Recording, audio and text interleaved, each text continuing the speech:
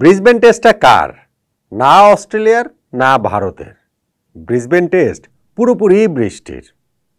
এই যে 5টা দিনের টেস্ট ম্যাচ হলো, তার মধ্যে দ্বিতীয় দিনটাই শুধুমাত্র ব্যতিক্রম। নইলে প্রথম দিন, তৃতীয় দিন, চতুর্থ দিন, পঞ্চম দিন, প্রতিটা দিনেরই মোমেন্ট অফ দ্য ডে আপনি বৃষ্টিকেই ধরতে পারেন। পুরো ম্যাচের টার্নিং পয়েন্টও বৃষ্টিকেই ধরতে পারেন। কিন্তু সব কিছু ছাপিয়ে গেল ম্যাচ শেষ হয়ে যাওয়ার পরে, আনুষ্ঠানিকভাবে ম্যাচ শেষ হয়ে যাওয়ার পরের একটা ঘোষণাতে। এই ম্যাচের পঞ্চম দিন মোমেন্ট অফ দ্য ডে সেটাই নাকি। দেখুন, পঞ্চম দিনে ম্যাচটা ইন্টারেস্টিং হয়ে উঠেছিল, মানে অন্তত কাগজে কলমে ইন্টারেস্টিং হয়ে উঠেছিল। এমনিতে যাওয়ার কথা তাই ছিল। আমি বলছিলাম বৃষ্টির কথা। এই 5 দিন মিলিয়ে টোটাল খেলা হয়েছে 214 ওভার। নর্মাল যদি খেলা হতো, 90 ওভার করে দিনে যদি খেলা হতো, তাহলে এইটা আসলে থার্ড ডের মাঝামাঝিতে থাকতো। টেস্ট আর কি মাঝামাঝি সময় পর্যন্ত মাত্র এইখানটাতে থাকতো। তারপরও পঞ্চম দিনটা যে অবস্থাতে ছিল, ভারত ওই চতুর্থ দিন শেষ বিকালে তারা যখন ফলো অনটা সেভ করে একটা জয়ের উল্লাস করলো, সেই উল্লাসটা আমার কাছে যৌক্তিক মনে হচ্ছে। আমি গতকালকের এই মোমেন্ট অফ দ্য ডেতেও বলেছি যে ম্যাচ পরিস্থিতি বিবেচনায় ভারতের এখানে ফলন সেভ করা মানে হচ্ছে গিয়ে ম্যাচ সেভ করে ফেলা, ম্যাচটা ড্র করে ফেলা।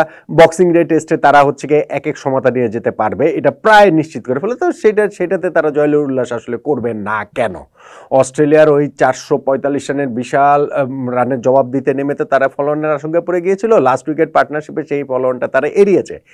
এখন এই ফিফথ ডেতে গিয়ে বলছিলাম যে জয়ের চান্স 90%, 10% চান্স হচ্ছে গিয়ে অস্ট্রেলিয়ার জয়ের। যদি 98 ওভার যে শিডিউল খেলা হওয়ার কথা, তার মধ্যে ধরেন আমি বলছিলাম যে 58 ওভার যদি খেলা হয়, খেলা হয়েছে শেষ পর্যন্ত গিয়ে 24 ওভার 1 বল।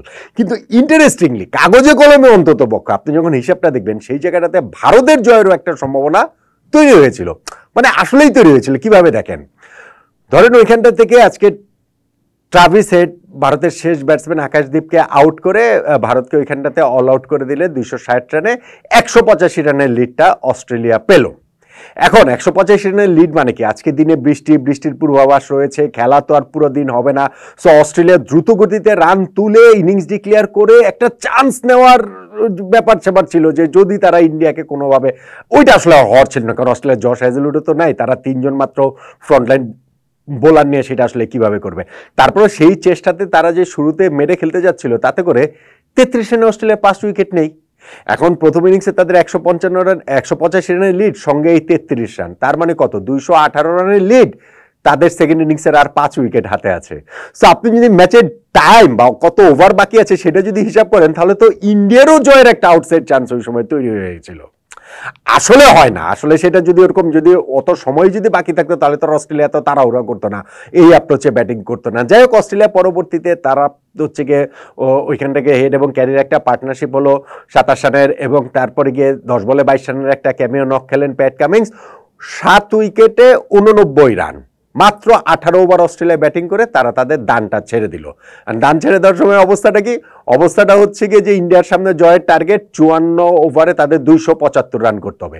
খুবই এক্সাইটিং একটা ফিনিশ হওয়ার কথা ছিল, যদি এই ওয়েদার টোয়েদার সবকিছু ঠিকঠাক থাকতো। 54 ওভারে গিয়ে ভারত 275 রান করার জন্য ঝাঁপাবে, তাহলে কি অস্ট্রেলিয়া তো আগে ছাড়তো কিনা? ওগুলো না, আপনি ওগুলো বাদ দেন না, মানে ওইটা খুব এক্সাইটিং একটা ফিনিশ হওয়ার কথা ছিল। কিন্তু ওই 54 ওভার থেকে খেলা হয়েছে মাত্র 2 ওভারে 1 বল, এবং ইন্ডিয়া বিনা উইকেটে 8 রান তুলেছে। এরপরে বৃষ্টি, ঝড়, মানে বজ্রপাত, সবকিছু মিলে ব্যাডলাইট ট্যাডলাইট মিলে আর খেলাই ইনফ্যাক্ট হয়নি। এখন এই দিনটা থেকে, এই পঞ্চম দিনের যে জায়গাটা থেকে আপনি বৃষ্টিকে মোমেন্ট অফ দ্য ডে করতে পারেন। আপনি এই জায়গাটাতে ধরেন হচ্ছে গিয়ে, আমি যদি বলি যে 33 রানে যে 5 উইকেট অস্ট্রেলিয়ার তুলে নিয়েছিল ইন্ডিয়ান বোলাররা, পেস বোলাররা, বুমরা 3টা, সিরাজ 2টা, আকাশদীপ 2টা, মানে টোটাল 7 উইকেটের মধ্যে আমি বলছি।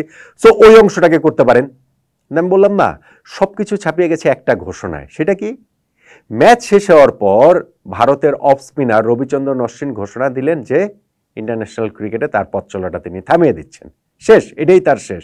একটা টেস্ট সিরিজের মাঝখানে 3টা টেস্ট, 5 টেস্ট সিরিজের মধ্যে 3 টেস্ট শেষ হলো, তার মধ্যেই তিনি এরকম একটা ঘোষণাটা দিয়ে দিলেন। এবং অবশ্যই সেটা মহেন্দ্র সিং ধোনির সেই স্মৃতিটাকে উস্কে দিচ্ছে। তিনিও এই অস্ট্রেলিয়া ট্যুরে টেস্ট সিরিজের মাঝখানে টেস্ট থেকে তিনি অবসরের ঘোষণাটা দিয়েছিলেন, টেস্ট থেকে।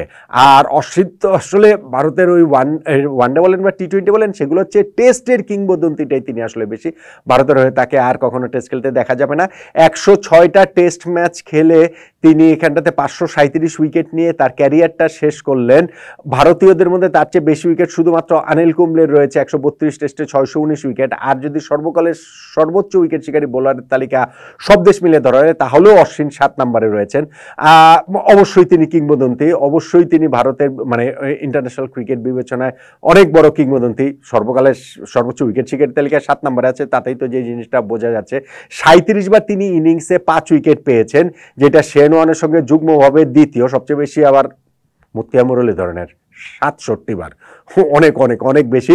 এবং সেই মুরলীধরনের সঙ্গে সর্বোচ্চ প্লেয়ার অফ দ্য সিরিজের পুরস্কার 11 বার কিন্তু রবিচন্দ্রন অশ্বিন জিতেছেন। অশ্বিনের এই সিদ্ধান্তটা বোঝা যায় যে বয়স 38 বছর হয়ে গেছে। অ্যাওয়ে সিরিজে তিনি কিন্তু 11-এ অত নিয়মিত নন। এই অস্ট্রেলিয়ার বিপক্ষে এই 3টা টেস্টের মধ্যে তিনি একটা মাত্র টেস্টে, ওই পিঙ্ক বল টেস্টে তিনি ছিলেন, সেকেন্ড টেস্ট অ্যাডিলেডে, সেখানেও তিনি মাত্র 1 উইকেট পেয়েছেন। তার আগে ঘরের মাটিতে নিউজিল্যান্ডের বিপক্ষে 3 টেস্টে তিনি মাত্র 9 উইকেট পেয়েছিলেন 41 এভারেজে। ঘরের মাটিতে তাও মোটামুটি মানে তিনি রেগুলার খেলেন। অ্যাওয়েতে এরকম না। ভারতের নেক্সট সিরিজটা, এরপরে তারা ইংল্যান্ডে গিয়ে খেলবে, এরপর যখন তারা হোম সিরিজ খেলবে ততদিনে অশ্বিনের 39 বছর বয়স হয়ে যাবে। অশ্বিন তাই এই সময় ইন্টারন্যাশনাল ক্রিকেটকে বিদায় জানানোটা জানিয়েছেন। ওই 537 উইকেটের পাশাপাশি কিন্তু 3506 রানও তার রয়েছে, 6টা টেস্ট সেঞ্চুরি এবং 14টা 50 সহ।